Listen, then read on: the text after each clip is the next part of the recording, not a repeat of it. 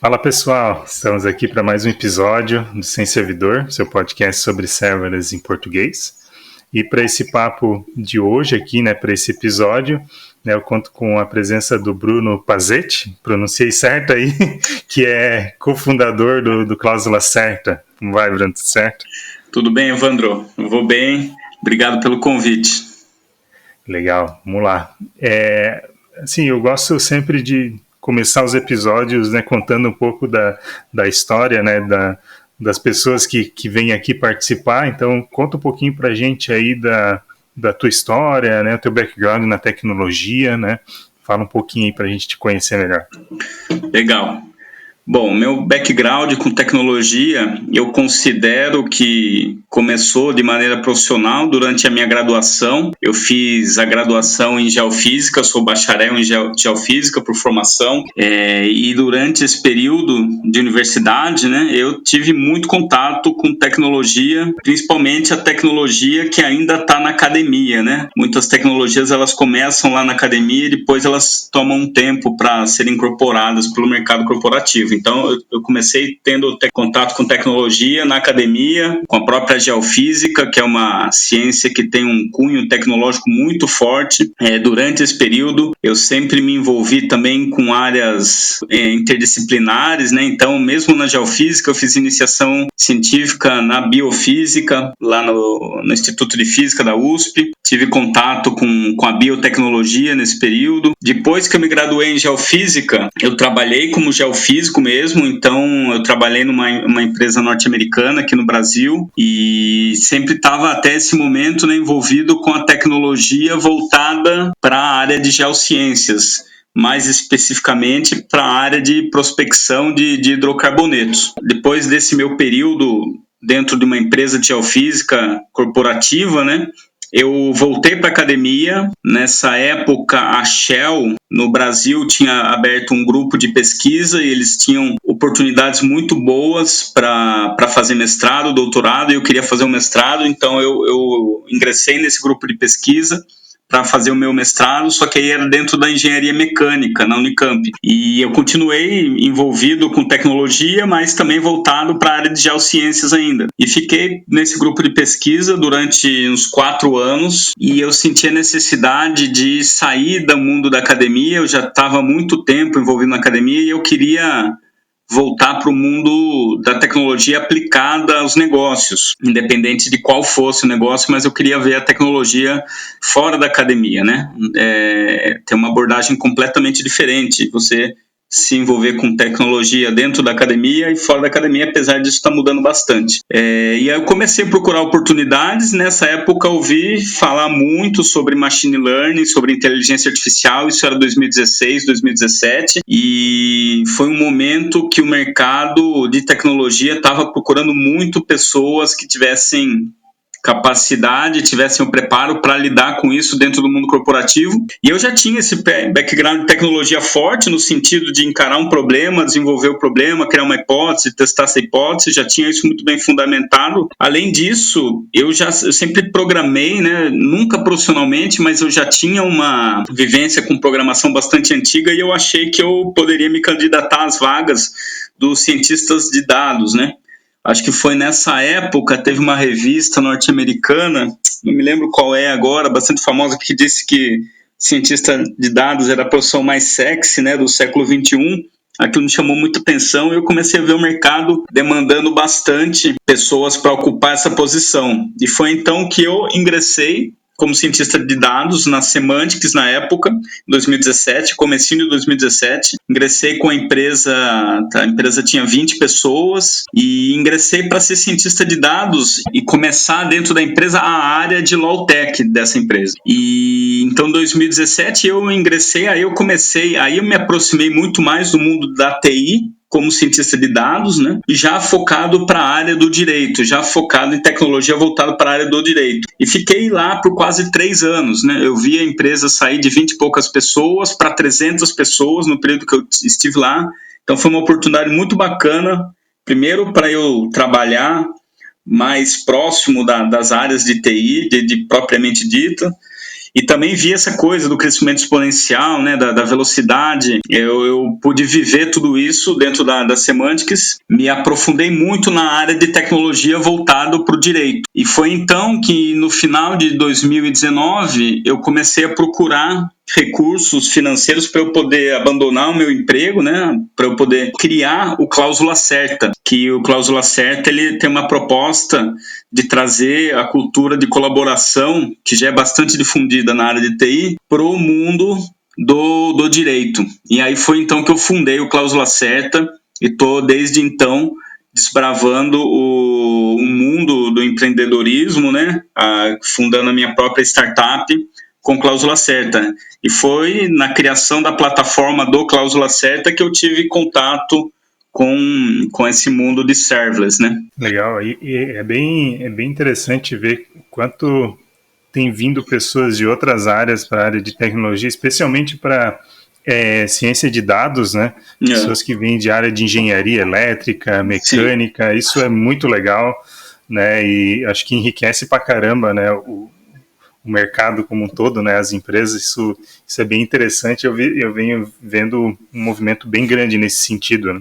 Sim, é verdade. Muito legal, massa, cara, legal por ter topado vir aí fazer esse papo pra gente. Tu começou a falar um pouquinho do Cláusula Certa, quer contextualizar também rapidamente o que é o Cláusula Certa pro pessoal, já que a gente vai contar o case de vocês, é legal também ter o cenário de negócio, né? Sim, não, perfeito. O Cláusula Certa, ele nasceu como uma plataforma que fosse um meio de colaboração entre advogados. Então, como eu comentei, eu estava muito envolvido com a área de tecnologia voltada para o direito, e eu vi os escritórios de advocacia e os operadores de direito, né? O que isso quer dizer? Os advogados, mas não só os advogados, as pessoas que não são advogados, mas trabalham em escritórios, trabalham em departamentos jurídicos.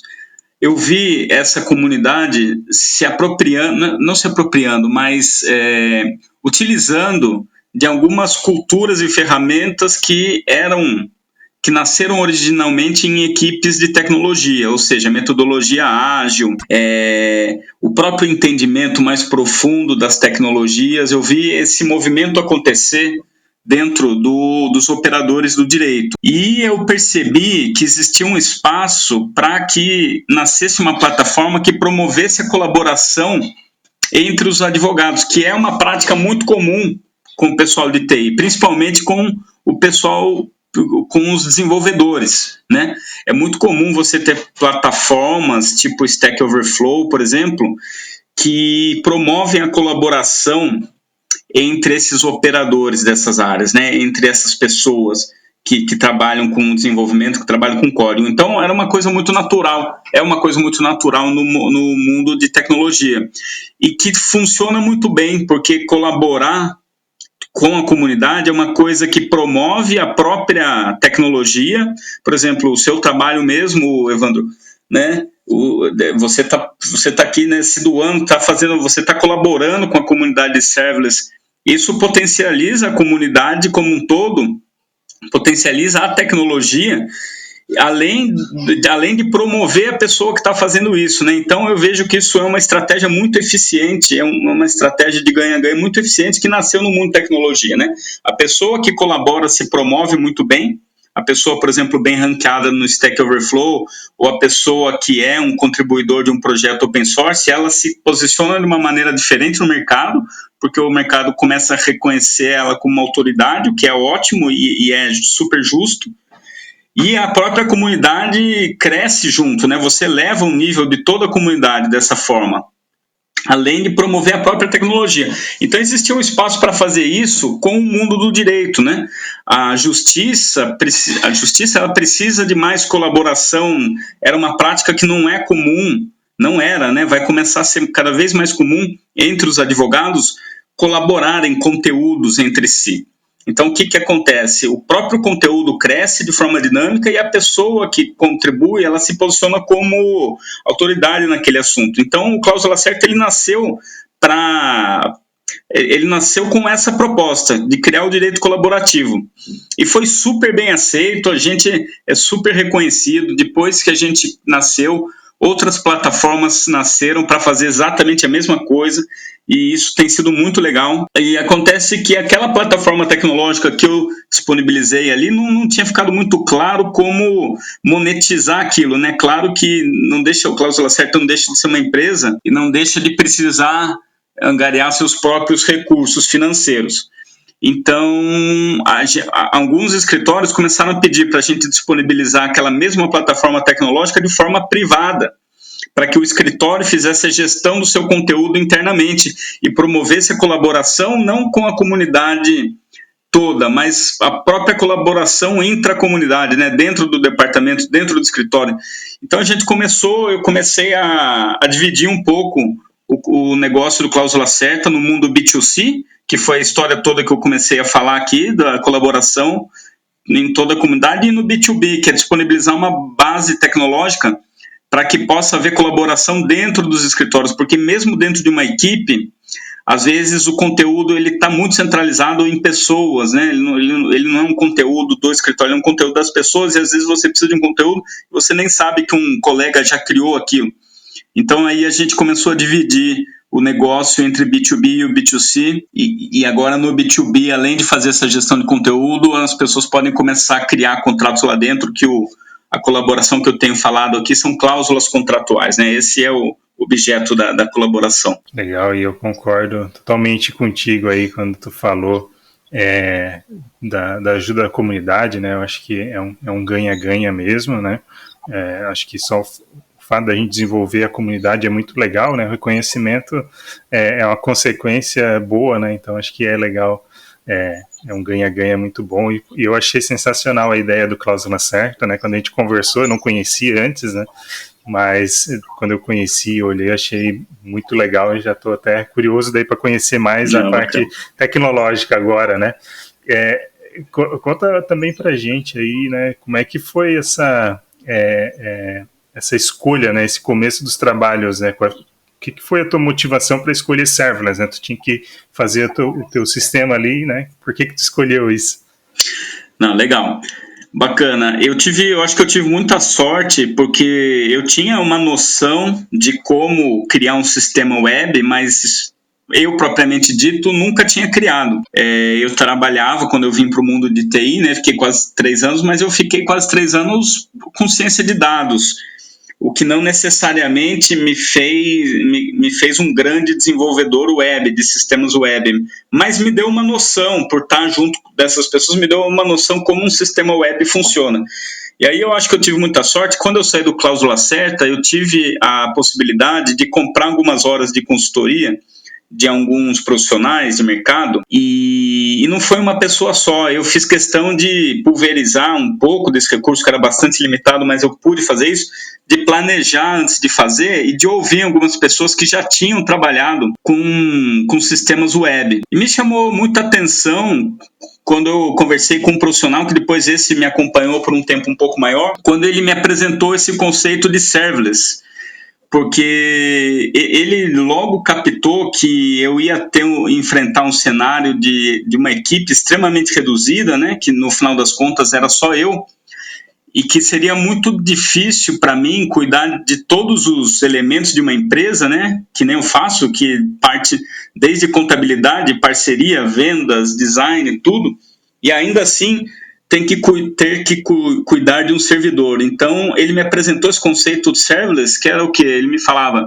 você vai contratar um serviço, né, de uma prestadora de serviços em nuvem, e esse serviço vai ser gerenciado por você, mas você não vai ter o problema de ter que cuidar de um servidor de pé, com um banco de dados, por exemplo, ou com a disponibilização de APIs nesse servidor. Ou seja, você não vai ter que cuidar de um sistema operacional que está publicado na web, ou que pelo menos está acessível pela web. Então, eu entrei em contato por conta dessa pessoa que me ajudou no comecinho, e ele me apresentou esse conceito, e esse conceito fazia muito sentido nessa questão de ter uma equipe extremamente reduzida, para eu não ter que ficar cuidando do servidor. E outra coisa é que eu não tinha a mínima ideia de quão bom ia ser a aceitação dessa plataforma do Cláusula Certa com as pessoas. Não sabia quanto de acesso isso ia ter, não tinha a mínima ideia, não tinha nem como eu prever isso, porque não tinha nem nada parecido para eu poder fazer um benchmark. Então, a opção de serverless me trouxe essa possibilidade de gastar o quanto usa, ou pelo menos tá mais próximo desse cenário. Então foi mais ou menos assim o meu contato com serverless. Legal, e tu falou duas características assim que são muito importantes, né? Que essa questão de trabalhar com um time reduzido, né? Que serverless proporciona isso, né? É muito legal essa característica, né? E a questão da demanda, né? Não ter essa certeza e não ter que pagar por algo que tu provisiona, uma capacidade que nem tu falou que tu não tinha como prever, né? São características importantes, acho que para quem está começando, no teu caso, provavelmente não tinha ainda nenhum modelo de monetização ainda, né? Pelo que eu entendi. Então, o que agravava ainda mais, né? Exatamente, é verdade. Não tinha nem isso, então era tudo muito incerto mesmo. E o serverless me pareceu, e hoje eu tenho certeza disso, que ele me dava essa flexibilidade de pode ser muito, pode ser pouco, você está preparado para os dois cenários. Legal. E teve que aprender tudo isso no processo, porque, pelo que entendi, tu não tinha, né, o conhecimento de serverless, então foi botando a mão na massa e foi fazendo? Exatamente. Não tinha o conhecimento de serverless, não conhecia nenhum conceito, assim, já tinha ouvido falar, mas nunca tinha me aprofundado no conceito. Eu tive a sorte de ter o acompanhamento dessa pessoa que me direcionou no sentido de me apontar as palavras-chave e para que eu deveria olhar. E fui aprendendo no processo, tanto a parte de montar uma arquitetura serverless, quanto a parte mesmo de operacionalizar alguns códigos que eu estava criando back-end pro cláusula certa. Então eu aprendi ali no processo. Eu diria que nesse 1 ano que passou, eu sei muito mais do que quando eu comecei, mas ainda estou longe de ser um especialista no assunto, mas aprendi em como criar os meus serviços de forma que eu tivesse uma arquitetura completa e independente para colocar o cláusula certa no ar. Mas foi no processo e nesse ponto que eu acho que a gente ainda está um pouco carente de conteúdo sobre serverless, e que nem você muito bem colocou no começo do seu podcast, em português. Então eu acho que assim, é uma coisa que não tem tanto conteúdo quanto outros assuntos relacionados com a área de TI, banco de dados, por exemplo. Serverless tem bem menos conteúdo, e em português, então, tem menos ainda. Então é muito bacana poder contribuir com uma iniciativa que nem essa sua. Legal. Vamos mudando esse cenário aí, né? Aos pouquinhos. Sim. E conta então pra gente também qual que é a stack de tecnologia que vocês usam aí, desde Cloud Provider até os serviços, né, que vocês usam para montar, né, a aplicação como um todo. Como é que vocês usam basicamente aí? Tá. Eu uso 100% AWS, só uso os serviços da Amazon, da AWS, e aí acontece da seguinte forma: eu tenho um banco de dados relacional que eu uso o RDS como serviço para eu gerenciar esse banco. Esse banco de dados é acessado através de algumas funções Lambda, e essas funções Lambda são publicadas através do API Gateway. E aí essa dobradinha Lambda API Gateway, eu utilizo um framework que se chama o Serverless Framework, né? Eu acho que é exatamente esse o nome. Então as funções estão lá no Lambda, estão publicadas no API Gateway. Eu tenho o S3 como serviço de armazenamento para armazenar algumas estruturas básicas dessas funções lambdas. Então tem alguns pacotes Python ali que esse framework abstrai e guarda tudo ali para mim. E no S3 também eu tenho o projeto front-end armazenado ali, e esse projeto ele é publicado através do CloudFront. O CloudFront faz a publicação desse projeto que está no S3. Então, no CloudFront eu gerencio o certificado de segurança, eu gerencio as políticas de cache, e o Route 53 faz o roteamento pro CloudFront, né? Então, o Route 53 é quem resolve o DNS, que faz quando a pessoa digita meu site, ela vai apontar para o CloudFront, que vai estar hospedando ali o meu código do front-end que está no S3. Acho que é basicamente isso, Evandro. Legal. Assim, eu vejo que é uma combinação clássica, né, de uso de serverless. O que eu achei mais diferente é o uso do RDS ali, né? Não que não seja uma prática também, mas geralmente com Lambda, por exemplo, é mais utilizado o DynamoDB, né, como um banco de dados NoSQL ali. Tem alguma explicação especial para a utilização de um banco de dados relacional ali no RDS?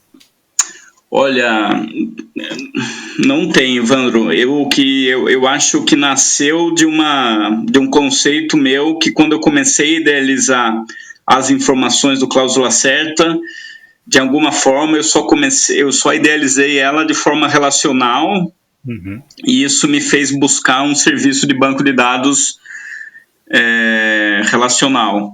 O que às vezes eu mesmo me questiono se eu não deveria, às vezes, migrar para eu posso estar errado, eu tenho pensado nisso recentemente, mas hoje eu começo a ver que talvez toda migração que eu preciso, não toda migração, mas toda alteração em banco de dados que eu preciso fazer, eu acho ela um pouco complexa, por conta de existirem pré-relações no meu banco de dados, e às vezes eu fico pensando se eu deveria ter um banco de dados não relacional, talvez fosse muito mais fácil eu ter outras estruturas de dados dentro do banco de dados. Então fica aí a sugestão para o DynamoDB. Eu já tinha pensado no Elasticsearch, porque eu trabalho bastante com texto também, mas o DynamoDB, ou de qualquer forma ter uma estrutura não relacional, começa a me parece cada vez mais atraente, assim, à medida que eu vou entendendo melhor as possibilidades do não relacional. Eu acho que é mais flexível para alterações de uma estrutura, de uma modelagem de dados, mas não tem muita explicação, não.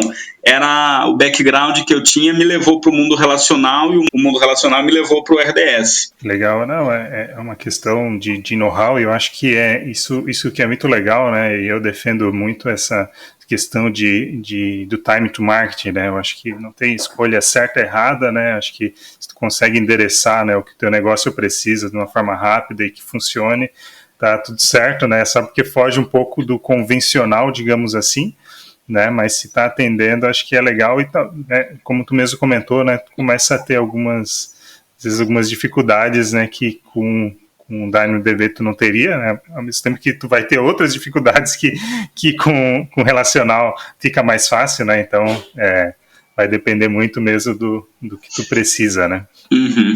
Mas só ficou uma curiosidade mesmo para entender se tinha um motivo mesmo especial por trás disso, né.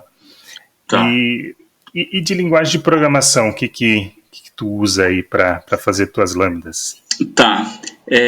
Bom, como eu vim do mundo de ciência de dados, eu entrei em muito contato com Python. Então, era a linguagem que eu tinha assim disponível, onde a curva de aprendizado ia ser menor para mim aplicar essa linguagem num contexto diferente. Então, eu utilizo o Python para criar as funções Lambda. Só Python, é tudo feito em Python. Bom para ti, né, nesse caso, que tu já tinha o know-how de Python e, coincidentemente, né, o Python é uma das linguagens que tem uma boa performance, né, com Lambda, né, que tem um baixo cold start e tal, então acabou sendo perfeita a combinação, né, tu já ter esse know-how e vir para o mundo de serverless, né, diferente de às vezes tu vir num know-how de Java, né, que vai ter um desempenho, né, uma performance um pouco ruim, digamos assim, né, no serverless, né, apesar de que em alguns casos não gera tanto impacto, mas não é tão bom quanto Python, né, ou Node.js, por exemplo, né.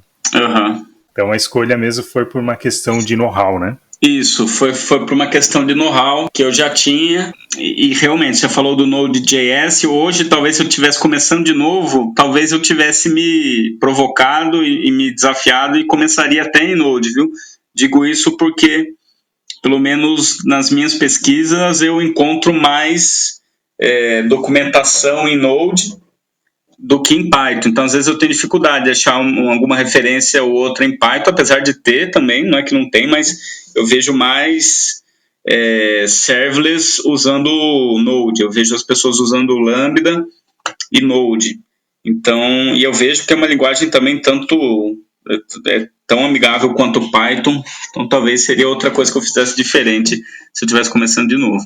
De fato, eu vejo também que tem bem mais conteúdo em Node.js, de forma geral, né, para Lambda e tal. Apesar que Python tem uma quantidade interessante, mas ainda Node.js é predominante, né? Então, desse ponto de vista, é legal. Apesar que eu gosto da ideia de começar com uma linguagem que tu tenha mais domínio, né? Porque tu consegue ir mais rápido pro mercado, né? Dessa forma, né? E agora, como tudo é modular também, né?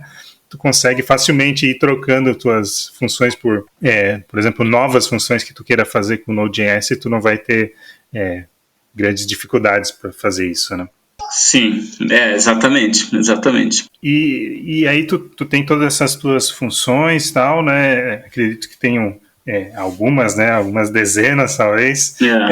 E essas, como é que elas ficam organizadas, assim, em repositórios separados? Todas as funções num único repositório? Como é que é? Exatamente, Evandro. Esse é um outro ponto que, conforme o projeto está crescendo e conforme eu estou aprendendo, eu com certeza precisaria melhorar. Mas, como você disse, eu devo ter umas 30 funções Lambda por aí, talvez um pouquinho menos. E hoje eu trabalho numa estrutura de repositório muito simples, assim. Eu tenho um repositório privado meu e também hoje isso não dá problema porque é uma pessoa só. Com certeza, se tivesse uma equipe, isso não seria o mundo ideal. E eu tenho simplesmente duas branches. Eu tenho uma branch de desenvolvimento, que eu desenvolvo tudo local, né? Então eu tenho um banco de dados local, que é o clone do banco de dados que está na nuvem.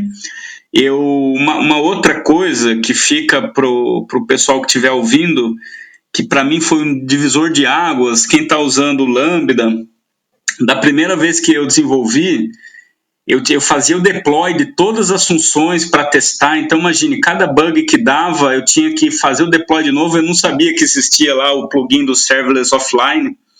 Então, hoje eu uso o Serverless Offline, então eu consigo desenvolver tudo localmente. Então, tem uma branch de desenvolvimento. Uma vez que isso tá pronto, eu publico numa branch master, e essa branch master que eu jogo para o ar. Então, basicamente é isso. Legal. E tu tem esse processo automatizado já de botar no ar à medida que isso vai para o Branch Master? Tem um processo aí, um pipeline? Não tenho. Eu faço push na minha Branch Master, e aí o Serverless Framework ele abstrai a publicação de algumas coisas para mim, né? Então, se eu altero uma função, ele vai lá substituir a função, tudo.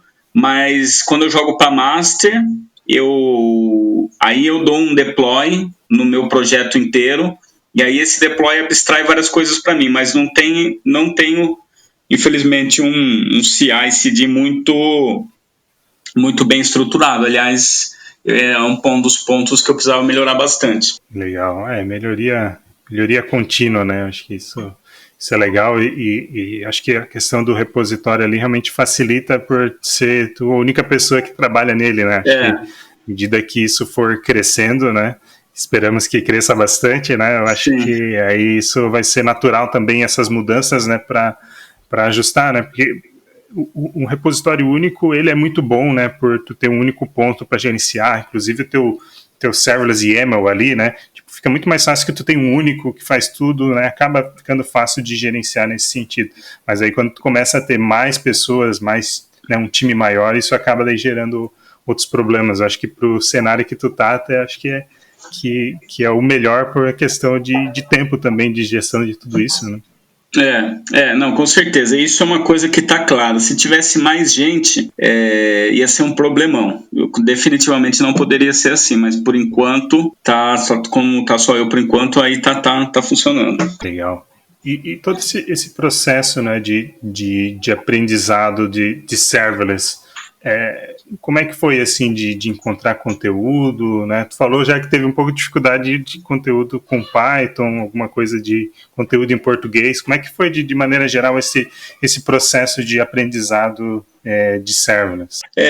As coisas mais básicas realmente, apesar de não ter tanto conteúdo com Python comparado com outras coisas, né, que nem você comentou, não é que não tem, é que tem coisas que tem tanto, né, no mundo de TI tem coisas que são tão bem difundidas que quando você vai para o serverless você sente um contraste, assim, que não é que não tem, mas comparado com outros assuntos, tem bem menos às vezes. Então, muita coisa eu aprendi pelo próprio site oficial do framework que eu uso, que é o Serverless Framework. Muita coisa eu li lá na documentação deles. E muita coisa eu aprendi com uma ou outra pessoa que já estão usando o Serverless e que me deram assim, alguns pulos do gato, algumas coisas que não estavam tão bem documentadas, assim, ou pelo menos eu não tinha encontrado, mas realmente foi meio que... E teve coisas que foi experimentando mesmo e descobrindo como é que as coisas funcionam, que eu fui aprendendo. Então foi um mix dessas três coisas. Um pouco de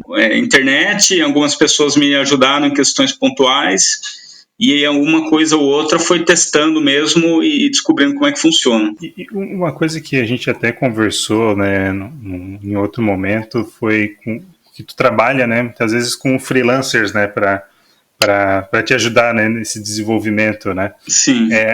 Como é que foi esse contato, né, de freelancers com o mundo serverless? Isso foi tranquilo? Não foi? Exatamente, não foi tranquilo. Eu até o momento eu encontrei às vezes pessoas que são mais bem preparadas para, como é que eu posso dizer, para colocar as funções no ar, para gerenciar o YAML. Encontrei pessoas que sabem fazer isso muito bem, mas eventualmente não tinham know-how nenhuma na linguagem que eu estava usando. Em alguns assuntos isso não tem problema nenhum, mas em algumas situações específicas faz falta ter alguém que manjasse do serverless em si. Eu estou falando mais das publicações das funções, né, junto com a linguagem que eu estava usando. Então isso para mim tem sido uma dificuldade de encontrar pessoas que saibam de serverless. Do ponto de vista de arquitetura, eu encontrei uma pessoa muito boa que me ajudou muito, e aí eu consegui fazer esse trabalho muito bem feito.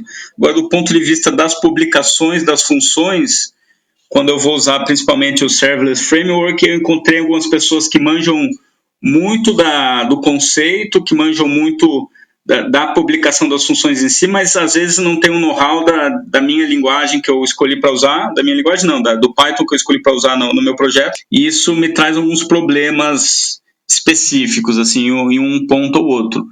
Mas realmente eu não encontro com muita facilidade pessoas para ajudar no projeto. Então isso realmente, para mim hoje, é um problema, não diria que é um problemão, mas é um problema. Eu gostaria de poder encontrar mais pessoas, porque também freelancers, esse modelo de freelancers, ele é bom por um lado, mas por outro lado, hoje a pessoa pode, amanhã a pessoa não pode te ajudar, e você nem sempre tem pessoas boas e preparadas nesse mundo. Eu tenho encontrado alguma dificuldade. Fica a dica aí para quem está ouvindo, então, né? Escutar mais o podcast aí. Que precisamos. E até teve um episódio legal que a gente fez recentemente sobre o papel mesmo do engenheiro serverless, né? Do serverless engineer, que a gente fala bem disso, né? De como se preparar, o que é esperado, né? De alguém nessa posição, né? Que acho que vai ser uma tendência muito grande, até pelo que a gente vê de material sendo publicado, né, a AWS trazendo a informação, né, bem importante de empresas que nos próximos 2 anos vão usar muito serverless, né, então é um tema que vai crescer muito, né, e a gente vai fazendo nosso papel aí de tentar ajudar também a melhorar aí a comunidade. E de curiosidade, assim, quanto tempo que tu tinha alguma coisa rodando já em produção, assim, desde o momento que tu escolheu usar, né, e tal, quanto tempo conseguiu já ter algo em produção? Tá, eu acredito, Evandro, que eu fiquei umas 2 ou 3 semanas, como que eu posso dizer, planejando, né, e eu acho que esse foi um ponto muito acertado que eu fiz, que eu tinha tudo muito bem planejado, assim, mesmo que na teoria eu tinha já toda a arquitetura desenhada, eu devo ter feito em 2 ou 3 semanas, e aí nesse período eu também estudei bastante sobre os serviços que eu ia utilizar, então eu estava preparado para executar, E eu acho que depois de 1 mês e meio, mais ou menos, eu coloquei tudo no ar. Já tinha o projeto front-end também bastante adiantado, que não foi eu que fiz, eu também comprei esse projeto de outra pessoa, mas no total deu uns 2 meses entre planejar e executar. Eu achei que foi bem rápido assim, eu me surpreendi, mas realmente esses serviços que eu mencionei, eu não quero fazer propaganda aqui, mas eles dentro da Amazon parecem que estão bem maduros, assim, sabe? Não é difícil para uma pessoa que não sabe, por exemplo, nunca mexeu no RDS. Não é nem um pouco difícil você subir um serviço desse. Eu acho que tem que ter um cuidado muito grande com a questão de segurança. Então, também tive muita sorte de ter orientação nesse sentido, de como arquitetar não só os serviços, mas todo o meu chaveamento de redes interno. Então, eu criei uma VPC nova, eu criei muitas subnets, como que as coisas deveriam se comunicar, então eu tinha tudo isso muito bem planejado, onde que eram os meus pontos de saída para a internet, esse ponto ele seria direcionado para onde, o meu banco de dados, como que ele ia estar protegido dentro desse ecossistema, então tinha tudo isso muito bem desenhado. Uma vez que você tem tudo isso, não é difícil você colocar esse serviço no ar, aliás, não é nem um pouco, se você tem o conceito na cabeça, você consegue avançar rápido. Então eu acho que foi uma coisa que me surpreendeu, sabe? Talvez se eu estivesse cuidando de um servidor, no começo eu cheguei até testar ter um servidor com banco de dados MySQL nesse servidor para contrapor um pouco o preço, eu queria testar, e aí um belo dia o banco de dados já não estava de pé, aí eu peguei e desisti completamente desse modelo, mas é um ponto que me chamou atenção. Em 2 meses eu tinha tudo no ar e eu achei bastante rápido, assim, eu achei que eu fiquei bastante satisfeito com a facilidade que isso foi feito. Claro que teve um planejamento muito bem concebido na pré-etapa de desenvolvimento. E achei muito legal tu trazer essa preocupação de segurança, que eu acho que é o ponto mais difícil mesmo, né, para quem vai fazer uma aplicação serverless, uma aplicação de forma geral em cloud, na verdade, né, mas aqui falando de serverless, todo o resto, como tu comentou, é muito intuitivo, muito fácil, né? Se tu seguir ali alguns tutoriais e tal, tu vai conseguir fazer tudo. Mas a parte de segurança, de conseguir pensar tudo fechadinho, né? Tanto a parte de permissão quanto, né, de rede, né? Isso é muito importante mesmo. Então, exatamente. Você falou o ponto que eu acho que é o ponto-chave, porque eu nunca tinha parado para pensar muito em redes, né? Mas que nem você falou, subir um serviço RDS, você vai subir em 10 minutos, 15 minutos. Você sobe, você vai. O próprio Wizard, né, o próprio clique do AWS lá te permite fazer isso de forma muito rápida e fácil.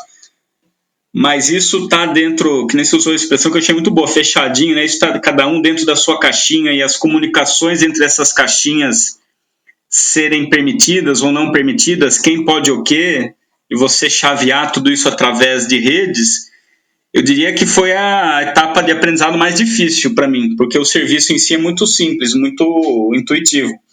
Mas você pensar na lógica de rede, para que as coisas fiquem fechadas, cada uma no seu quadradinho, e elas se comuniquem só quando for interessante, talvez tenha sido a parte mais difícil para mim. Foi realmente muito rápido, né? Acho que 2 meses planejando e fazendo, né? Basicamente só tu, né? Realmente foi bastante rápido, e eu acho que esse aí é um dos grandes benefícios do serverless, né?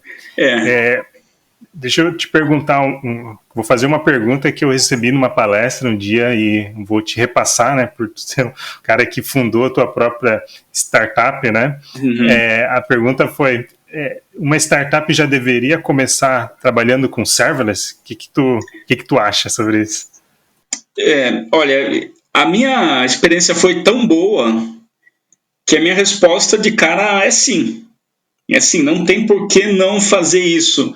Você pode até falar de know-how, mas é um know-how que você consegue correr atrás disso e conseguir esse know-how. Eu acho que o ponto que a gente falou lá em cima responde muito bem essa pergunta.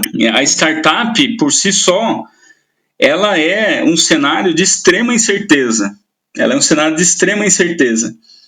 E até onde eu sei, como eu disse, eu não sou nenhum especialista em arquitetura web, mas até onde eu sei, a filosofia serverless é a que melhor vai atender esse cenário de incertezas. Então, incertezas de tráfego, você não sabe se vai ter 1 milhão de usuários ou 10 usuários, você não sabe se esses usuários vão acessar todo dia ou não vão acessar todo dia. E outra coisa, incerteza de equipe, você não sabe se as pessoas estão com você ou se elas não estão com você. Então, eu acho que serverless atende bem esse cenário de incertezas, que tem tudo a ver com startup. Então, a minha resposta é sim. E a startup ela tem que estar preparada para reduzir, ou seja, você precisa poder escalar o seu sistema, né, de maneira muito fácil e muito rápida. Então, acho que o serverless atende esse cenário de incerteza. Então, eu acho que a resposta é sim. Ele tem que estar preparado tanto para um boom, né, que é o que todo mundo espera, mas também para aquele tombo, né, e o teu custo poder acompanhar e descer junto, que foi um cenário bem comum agora em tempo de pandemia, né, a gente está aqui gravando em tempo de pandemia, né, para quem ouvir isso no futuro, e acho que isso ajuda pra caramba, né, teve empresas, inclusive, que foram salvas, digamos assim, né, financeiramente por terem uma arquitetura serverless ou boa parte serverless, né, onde os custos caíram, né, mais proporcionalmente, né, à queda de faturamento também, né. Então isso, né, sem dúvida, muito importante. Sem dúvida. E assim, pra gente fechar o nosso papo aqui, que foi super legal, acho que enriquece pra caramba, especialmente para quem no mundo de startup, tá começando o seu negócio, acho que isso tem um fit muito legal. Quais dicas assim que tu dá para quem tá começando a startup, né, quer fazer o negócio com serverless? Quais são as dicas assim que tu recomenda aí? Tá, eu vou pegar até um gancho da pergunta anterior, uma dica. Eu realmente não consigo pensar de outra forma, assim, eu não consigo me imaginar começando a parte de tecnologia sem ser serverless. Então, se alguém está começando um negócio agora, eu realmente recomendo que pense nessa proposta serverless, né, independente de onde isso vai ser implementado, mas essa proposta de poder crescer e reduzir rápido e barato. Então, essa com certeza é uma dica. Começar serverless, né? Começar o mais serverless possível, né? Porque pode ter realmente níveis, né? Do que você tem como serviço ou não. E outra coisa, que foi uma coisa que a gente comentou aqui, que para mim foi o mais difícil, é entender uma aplicação web como um complexo de rede de computadores, né? Não sei como dizer isso, mas entender mais a parte de redes, porque hoje eu encontro, às vezes, não só da parte de servers, né? Mas, por exemplo, preciso de alguém para me ajudar com a AWS. Eu percebo que a pessoa manja muito de um determinado serviço, mas se eu pedir para ela colocar isso dentro da minha estrutura de redes, eu percebo que as pessoas patinam. Percebo que tem muita gente que acaba negligenciando essa parte. Então, hoje, eu digo assim, entenda muito mais de rede de computadores. Não precisa ser nenhum especialista, né? Mas ter uma noção de rede de computadores, eu acho que vai te ajudar a encaixar os serviços dentro dessa rede. Então, eu acho que isso é uma dica muito boa. E outra coisa isso implica em segurança, né? Isso implica em segurança. Um ataque, um vazamento de dados pode simplesmente acabar com uma empresa do dia para a noite, e é o caso de uma startup sempre, porque a startup está sempre vulnerável do ponto de vista financeiro, jurídico. Então, pensar em rede de computadores antes de pensar nos serviços e depois trazer os serviços para isso, para que você tenha segurança cibernética na sua aplicação. Eu diria que essas são as duas dicas. Perfeito, as tuas dicas. Eu costumo falar, né, que segurança, quando a gente trabalha com serverless, isso é commodity, né, e é fato, né, do ponto de vista de cada serviço em si. Só que a conexão entre todos esses serviços não é commodity, tudo tem que configurar, né? Então, cada serviço por si só, ele tem segurança embarcada da AWS ali no caso, né, que é que a gente está falando, e de maneira geral nos cloud providers, mas se tu não desenhar bem a tua rede, deixar tudo público, por exemplo, não tem segurança que dê jeito, né? Então, acho que essa é uma parte extremamente importante e, cara, perfeita a tuas dicas aí. E a própria AWS, né, fala isso nas documentações, né? A segurança, ela é responsabilidade, metade é da AWS, ela mesma fala dessa forma, né? E metade é de quem está operando a AWS, né? Porque não adianta nada ter a segurança embarcada ali e você expor aquilo à internet, o seu banco de dados, por exemplo. Então realmente, exatamente, a gente tem uma responsabilidade muito grande. Perfeito. Cara, muito bom. Minha parte aqui fechamos, né? Quero te agradecer bastante aí por ter topado fazer esse papo, vim aqui compartilhar essa tua experiência, né, que eu achei muito legal, né, a gente vê experiência de empresas grandes, startups, né, como a Cláusula Certa, né, que está no começo, digamos assim, né, e que conseguiu já fazer um negócio muito legal. Acho que é legal esse balanço e talvez até em casos que nem o da Cláusula Certa, isso evidencia ainda mais as características boas de serverless, né? Eu acredito muito nisso e fiquei muito com vontade de trazer esse episódio por conta disso. Então, obrigado aí por ter topado compartilhar com a gente. Valeu, Evandro. Eu quem agradeço e também quero deixar registrado aqui, né, o quanto que eu admiro esse tipo de iniciativa, que é a iniciativa de difundir conhecimento. Eu acho que a gente só está no ponto de vista, no ponto tecnológico que a humanidade está hoje, boa parte é por conta da cooperação, é por conta da colaboração. Então, parabéns, isso é muito bacana. E mais legal ainda poder estar dentro de uma atividade que nem essa, falando de um assunto tão interessante, né? Que é essa questão do Sem Servidor. Maravilha. E assim a gente encerra mais um episódio do Sem Servidor, seu podcast sobre serverless em português. Até a próxima, gente. Valeu.